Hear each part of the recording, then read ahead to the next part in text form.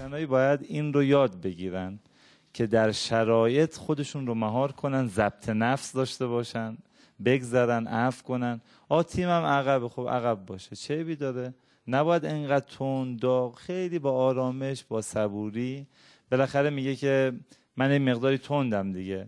ما هم بعدن که ایشون رو یکم کندش کنیم آوردیمش کمیته انضباطی، الان جلسه کند شدن ایشون رو داریم.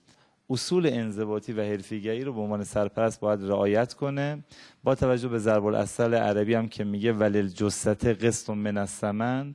ماشاءالله جثه خوبی هم داره، خیلی‌ها شاید ازش حساب ببرن. این جثه خوب اگر با سر صدا و فریاد و امشد که کارهای آکروباتیک تو امشه ایجاد مخاطره میکنه، خدا نکرده عده‌ای میترسن برن تو اون شهر. میگن المعلول یستند الی اسبق العلل، یعنی همیشه یک اثر رو باید به علت اصلیش نسبت داد. آیه شفق اومد و توضیح داد که من گفتم تیم بیاد بیرون. بعد آقای کمالوند باید قبول کنن؟ نه ببینید بحث این